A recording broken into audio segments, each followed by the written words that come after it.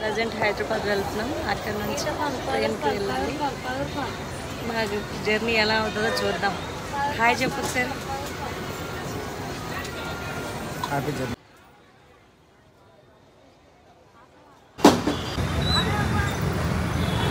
మొత్తానికైతే Uppal cross road వచ్చేసాము.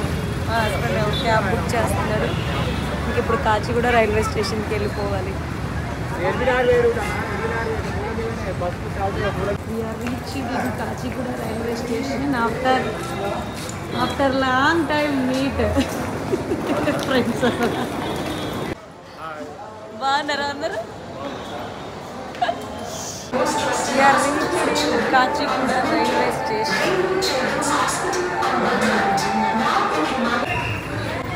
Kachiguda railway station నుంచి అయితే స్టార్ట్ అయిపోయాం ఫ్రెండ్స్. చూడండి కాచిగూడ రైల్వే స్టేషన్.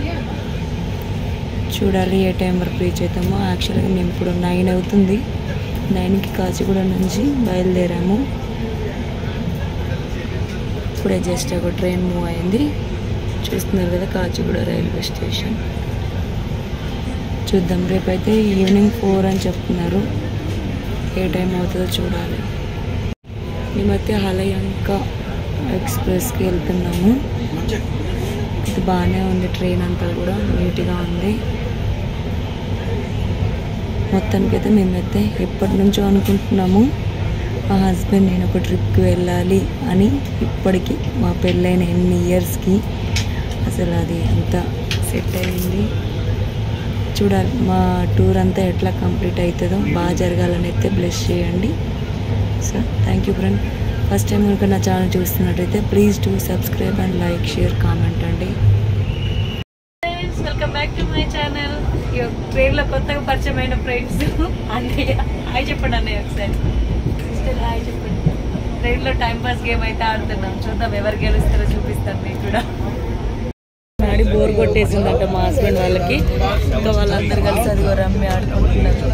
ఒకసారి హాయ్ చెప్పండి అందరూ. టైం పాస్ స్నాక్స్ తింటున్నాం.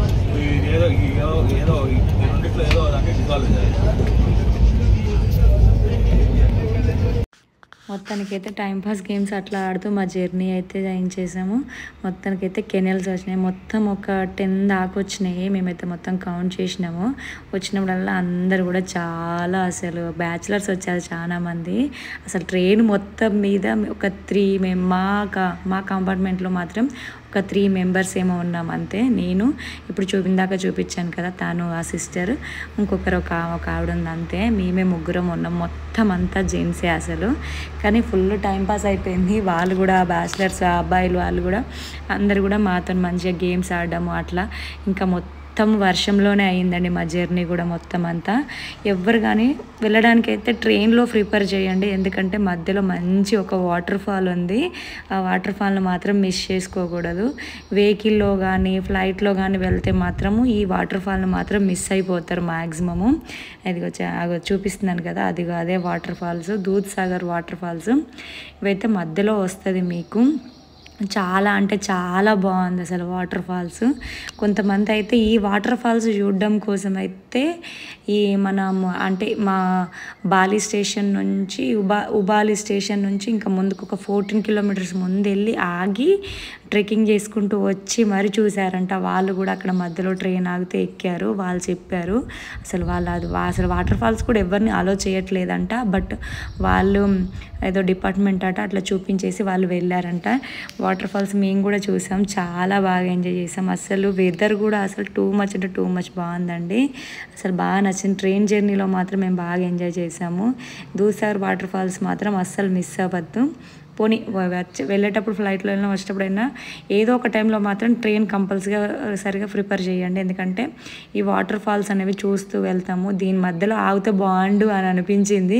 బట్ ఆగలేదు. జర్నీ కూడా అసలు మాకైతే జర్నీ చేసినట్టు కూడా అనిపించలేదు. అసలు మేమైతే నిజంగా చెప్పాలంటే మాకు ఒక్క ప్లాన్ అంటూ ఏం లేదండి.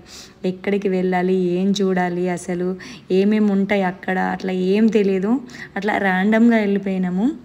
ట్రైన్లో ఇందాక చూపించాను కదా అన్నయ్య వాళ్ళు పరిచయం అయ్యారు, వాళ్ళకి కొంచెం తెలుసంట. వాళ్ళు ఇంకా చెప్పారు. మేమైతే ఇంకా మధ్యలో దిగేసి మురుడేశ్వర వెళ్దాము అట్లా అని ఏమేమో అనుకున్నాము. బట్ వెదర్ కూడా సపోర్ట్ చేయట్లేదు కదా, అక్కడ నుంచి వెహికల్స్ సరిగ్గా ఉండవు అవన్నీ కూడా అని చెప్పారు. ఇంకా వాళ్ళు ఆ సిస్టర్ వాళ్ళు అన్నయ్య వాళ్ళు ఒక ప్లాన్ చెప్పారు. ఏంటంటే అక్కడ మడుగోవలో దిగి అక్కడ నుంచి ఫస్ట్ నార్త్ నేనైతే మోస్ట్ ఇంపార్టెంట్గా ఒక్క విషయం చెప్తానండి. అదేంటంటే నార్త్ గోవాలో అంత బాగోదు, వెళ్ళకూడదు అనేసి అనుకుంటున్నారు, కానీ సౌత్ గోవా మాత్రం నార్మల్ అండి. మన వైజాగ్ బీచ్ లాగానే అట్లా నార్మల్గా ఏదో నార్మల్ ప్లేస్కి వెళ్ళినట్టుగా అనిపించింది. అగో మళ్ళీ ఒక కెనెల్ వచ్చింది. అట్లా కెనెల్స్ వస్తూనే ఉన్నాయి మధ్య మధ్యలో.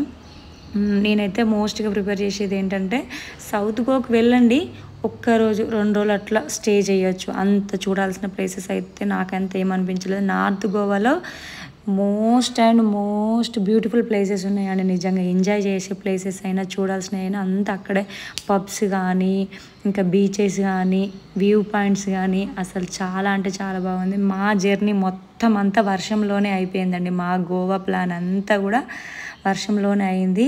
అసలు అక్కడ అంత తొందరగా వర్షాలు జూలైలో స్టార్ట్ అయితే అనేసి అన్నారు, కానీ మా బ్యాడ్ లక్ ఏంటో కానీ ముందే స్టార్ట్ అయిపోయాయి.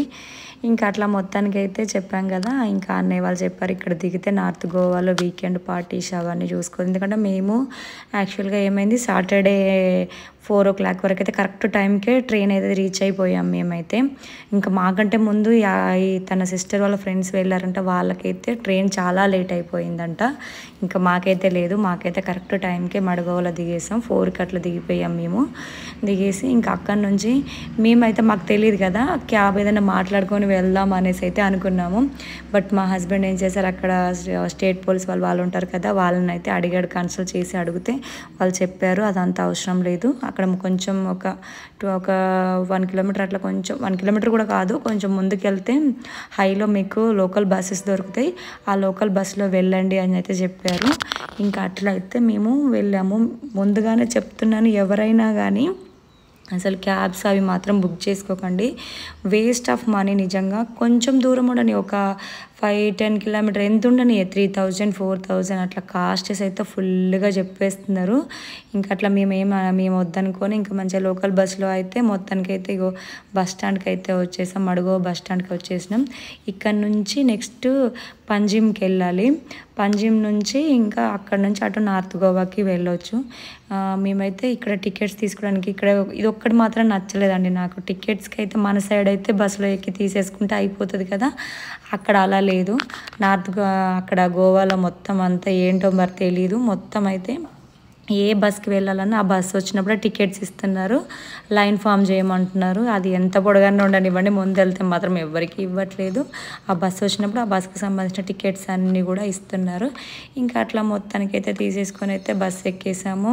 మ్యాక్సిమం తొందరనే ఇచ్చేసారు, పర్లేదు, లైన్ ఫామ్ అయిపోయింది. ఇంకా ఏసీ బస్సులో వెళ్తేనే మాకు ఒక్కరికి 50 rupees 30 rupees అయిందండి అంతే. మాకు అక్కడి నుంచి మాకు పంజిమ్ వెళ్ళడం కోసం 3000 అడిగాడు క్యాబ్ ఛార్జెస్. మంచిగా ఏసీ బస్సులో 50 రూపీస్తో, నాకు 50, మా హస్బెండ్ 50, 100 రూపీస్తో వెళ్ళిపోయాము మేము అయితే. వ్యూ అంతా కూడా మాకైతే మొత్తం వర్షాలేనండి, కానీ మేము ఒకటే ఫిక్స్ అయినాం, ఇంక రావడమే పెద్ద అదిగా అనుకున్నాం. అసలు కుదరదు ఎప్పుడు రావడం, మా పిల్లల్ని వదిలిపెట్టి అట్లా వెళ్ళడం కూడా కుదరదు. ఇంకా మొత్తానికి వచ్చేసాం. వర్షం పడని ఏది కానీ మంచిగా ఎంజాయ్ చేయాలి, అది ఇంక ఎట్లనైనా పర్లేదు అనేసి అనుకొని అయితే మొత్తానికి అయితే ఫిక్స్ అయిపోయినాం. ఇంకా వర్షం పడని ఎండ కొట్టని ఏదైనా కానివ్వండి, ఉన్న టైంని మనం యూస్ఫుల్ చేసుకోవాలి అని చెప్పేసి అయితే మేము ఇంకా మొత్తానికైతే అట్లా ఫిక్స్ అయిపోయినాం. ఇంకా వర్షాలు అయితే ఫుల్గా పడుతున్నాయి అని చెప్పేసి అన్నారు. మాకు ఫస్ట్ రూమ్ బుక్ చేసినప్పుడు అట్లా ఎవ్వరు ఏం చెప్పలేదు, వర్షాలు పడుతున్నాయి అట్లా అని ఇట్లా ఏం చెప్పలేదు. అందుకని చెప్పేసి అయితే మేము ర్యాండమ్గా వెళ్ళిపోయినాం అట్లా. ఇంకా మొత్తం కూడా వర్షంలోనే మా డేస్ అన్నీ కూడా కంప్లీట్ అయిపోయినాయి. మ్యాక్సిమం ఒక్క రోజేమో ఎండ కొట్టింది, అది కూడా మీరు చూద్దరు. కానీ నేను గోవా వీడియోస్ అన్నీ కూడా చెప్తున్నాను ఫ్రెండ్స్. Day 1, Day 2, Day 3 అన్న అట్లన్నా పెడతాను, లేదంటే Part 1, Part 2, Part 3 అట్లనన్నా షేర్ చేస్తాను. మొత్తానికైతే ఫస్ట్ అయితే ఇది మా జర్నీ వ్లాగ్. ఇగో పంజిమ్ బస్ స్టాండ్కి అయితే వచ్చేసినాం, తొందరగానే వచ్చేసినాం, ఒక్క 40 మినిట్స్ అట్లా పట్టింది అనుకుంటా. ఇది మొత్తం అయితే పంజిమ్ బస్ స్టాండ్. ఇక్కడ నుంచి ఇంకా బైక్స్ తీసుకునే వాళ్ళు బైక్స్ తీసుకొని వెళ్ళిపోవచ్చు, లేదనంటే బస్కి అయినా వెళ్ళిపోవచ్చు. ఇంకా ఇక్కడ అన్నయ్య వాళ్ళ ఫ్రెండ్ కూడా ఉన్నాడు. సో అన్నయ్య వాళ్ళ ఫ్రెండ్ వస్తున్నాడు అంటే అక్కడ వెయిట్ చేసాము. ఆ అన్నయ్య వాళ్ళ ఫ్రెండ్ రాగానే ఇంకా వాళ్ళనైతే వాళ్ళనైతే స్కూటీ తీసుకోమన్నాడు. అక్కడ అందరు కూడా స్కూటీసేనండి. స్కూటీస్ అయితే బెస్ట్ ప్లేస్, ఎందుకంటే చిన్న చిన్న గల్లీలు, వన్ వేస్ బాగా ఉన్నాయి. సో అందుకని చెప్పేసి అయితే అన్నయ్య వాళ్ళు మొత్తానికి అయితే స్కూటీ తీసుకున్నారు. మేమైతే మళ్ళీ బస్ జర్నీ చేసాము, ఎందుకంటే అన్నయ్య వాళ్ళు మళ్ళీ నెక్స్ట్ వచ్చేటప్పుడు ఫ్లైట్ జర్నీ కదా, మాది కూడా ఫ్లైటే. బట్ మాకు వేరే దగ్గర నుంచి, మాకు మనోహర ఎయిర్పోర్ట్ అని కొత్త ఎయిర్పోర్ట్ నుంచి, అన్నయ్య వాళ్ళకేమో వేరే. ఇంకా సో అన్నయ్య వాళ్ళకి అటు దగ్గర కాబట్టి అన్నయ్య వాళ్ళు అటు తీసుకుందామని చెప్పేసి వాళ్ళైతే అక్కడ వెహికల్ తీసుకొని వెళ్ళిపోయారు. మేము వేరే బస్సులో అయితే ఇంకా నార్త్ గోవాకి అయితే వెళ్ళడానికి అయితే బస్ ఎక్కాము. అది కూడా తక్కువనేనండి, ఒక 40 రూపీస్ ఏమో ఛార్జ్. అక్కడ నుంచి కూడా వెహికల్ ఏం అవసరం లేదు, బస్సులు కూడా ఫుల్ ఆఫ్ అవైలబుల్గా ఉన్నాయి, బస్సెస్ కూడా చాలానే ఉన్నాయి కంఫర్టబుల్గా. ఇదంతా కూడా గోవా స్ట్రీట్స్. ఇంకా నార్త్ గోవాకి వెళ్ళాక మొత్తం ఏంటిదైనా చూస్తాను. కొంచెం వర్షము కంట్రోల్ అయ్యింది అనుకున్నా, అబ్బా పర్లేదు కొంచెం వర్షం కంట్రోల్ అయ్యింది అనేసి అనుకున్నాం. బట్ మాకు ఒక్కటే ఏంటంటే, మేము 9th నుంచి రూమ్స్ బుక్ చేసాము. యాక్చువల్గా ఏంటంటే ట్రైన్ ఎట్లా ఏ టైం రీచ్ అవుతుందో, మేము ఏ టైంకి రీచ్ అవుతామో తెలియదు కదా. సో అందుకని చెప్పేసి అయితే 9th నుంచి బుక్ చేసుకున్నాం, అట్లా చేస్తారు. సో అందుకని చెప్పేసి అయితే మేమైతే ఇక మొత్తానికి నార్త్ గోవా రీచ్ అయిపోయినాము, కోలంగడ్ దగ్గరికి. అక్కడ స్కూటీ తీసుకున్నాం, ఫసినో తీసుకున్నాము. ఏ స్కూటీ అయినా 300 or 400 అంతేనండి. మేము ఇంకా ఫసినో తీసుకున్నాము. అక్కడ నుంచి ఇంకా రెయిన్ కోట్స్ తప్పనిసరిగా తీసుకోవాల్సి వచ్చిందండి, ఎందుకంటే ఫుల్ ఆఫ్ రెయిన్. ఎందుకంటే ఫోన్కి ఫోన్ కవరు, మాకు రెయిన్ కోట్స్ మొత్తం ఇంకా అట్లా మొత్తం తీసుకొని అయితే ఇంకా మేమైతే రూమ్కి వెళ్ళిపోయాము. ఆ ఒక్క రోజు కోసం ట్రై చేసిన ఎక్కడ రూమ్ దొరకలేదు. మళ్ళీ తీసుకున్న రూమ్ అండి, వేరే రూమ్ ఖాళీ ఉందంటే రూమ్ ప్రైస్ అయితే వెళ్ళిపోయాము. ప్రజెంట్ మాకైతే 1800 చెప్పారు. కబోర్డ్ సిస్టమ్ ఇచ్చారు, మొత్తం ఇదంతా బెడ్, ఇగో టీవీ, ఏసీ కూడా ఉంది, అన్నీ కంఫర్టబుల్గా ఉన్నాయి. అంటే ప్రజెంట్ మేము ఈ ఒక్క రోజు కోసమే ఈ ఒక్క రోజు కోసమే అయితేనే ఈ రూమ్ తీసుకున్నాము. ఎందుకంటే నెక్స్ట్ డే మాకు ఆల్రెడీ వేరే రూమ్ బుక్ అయింది. యాక్చువల్గా ముందు రోజు వచ్చేసాం కాబట్టి ఇంకా వేరే రూమ్స్ ఏం లేవు ప్రజెంట్, అందుకని ఈ రూమ్ తీసేసుకున్నాం మేము. అది ఎంట్రింగ్, ఇటు వచ్చేసి ఇది ఒకటే రూమ్ మొత్తం అంతా కూడా. ఇది బెడ్, టీవీ అంతా ఇచ్చేసారు. రూమ్ అయితే పర్లేదు, బాగానే ఉంది, వర్త్ ఇట్ అనిపించింది. ఇంకా ఫుడ్కు అదైతే మాత్రం ఇంకా బయటనే. ప్రజెంట్ రేపటి నుంచి మేము తీసుకున్న రూమ్ అయితే మాకు కిచెన్ కూడా ఇచ్చాడు, అది చాలా వర్త్ ఇట్. ఇది కొంచెం ఇంకా ఫుడ్ అంటే ఇక్కడ మనం వండుకోవాలంటే మాత్రం ఈ రూమ్లో అవైలబుల్ లేదు. సో బయటికి వెళ్ళి తినాలి ఈ రోజుకి.